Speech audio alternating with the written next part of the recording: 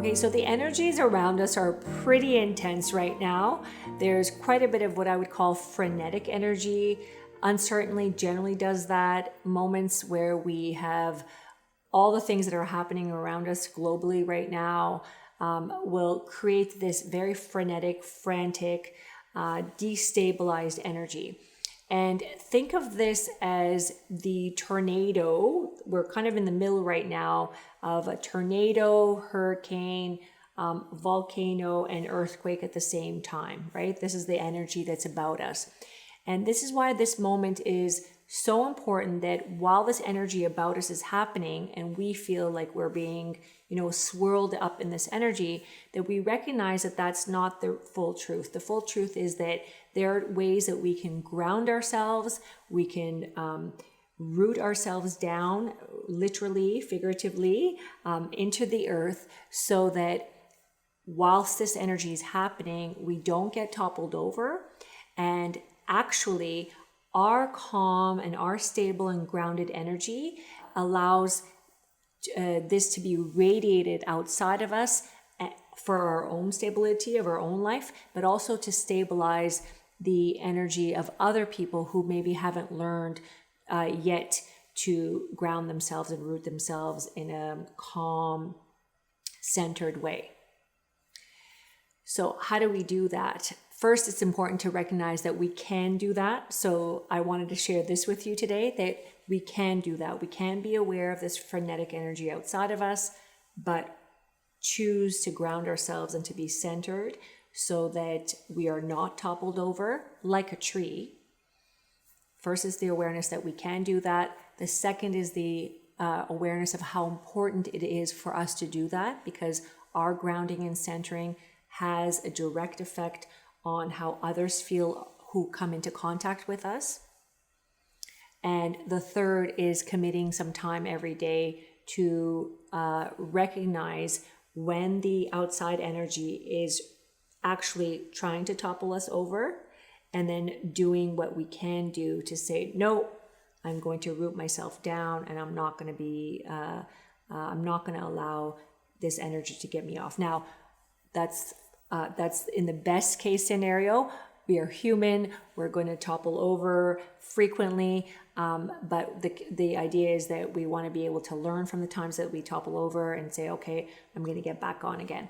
I love the analogy of trees or plants, because we know that the strongest trees, the biggest trees, the trees that have been around for the longest time are those who have withstood a lot of force, a lot of natural disasters, including wind, storms, rains, all kinds of stuff over time. But those things not only didn't topple them over, they actually caused them to create very, very deep roots so that they became stronger and that they could grow taller and more powerful and survive longer. And this is one of those times that we're in right now. The best way to do that is to slow things down. So when things are going frenetically around us, one of the best ways that we can ground ourselves through our breath and our awareness that it's important that we ground ourselves is to slow things down. So just do nothing for a little while. Just stop what you're doing for a little while. This is very, very hard to do, especially for people. I'm one of them, recovering of one of them, who are, more go-get-em type A personalities. So we like to think that the faster we go, the more we do, the more impactful we are, the more productive we are. But that's not always the case, because in that speed, in that whirling frenetic energy, especially if it's disjointed, it's not in a flow, we can often, and we do, make mistakes. That's where accidents happen. That's where we're acting, but we're not necessarily acting from the highest wisdom, compassionate space. We're acting from a reactionary space rather than a wise response space, conscious space. So slowing things down. And one of the ways that we can learn how to slow things down is, again, by observing nature. So if you spend time with plants, if you spend time with animals, you see that they're going at a very different pace. They are comfortable with pausing and being inactive for a period of time and just being still. Just being still.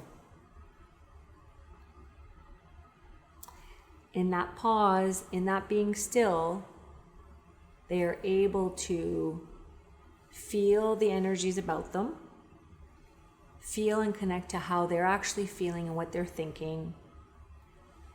And then when and if it is time to act, and they have a knowing of what to do, right? How to act, that's when they will act. So we can do that as well. We can pause, take time to be still, and listen to when we are called to act, and then we act, rather than getting swept up in this go, go, go, go, go, go, go all throughout the day. So that's my message for you, is be aware right now. I don't think there's anyone that's not aware of the frenetic energy about us. Be aware of it. Recognize we have a choice to either be swept away by it or not. And choose wisely, because we can actually ground ourselves and thereby help other people feel more at calm and more peace every day, as much as we can throughout the day.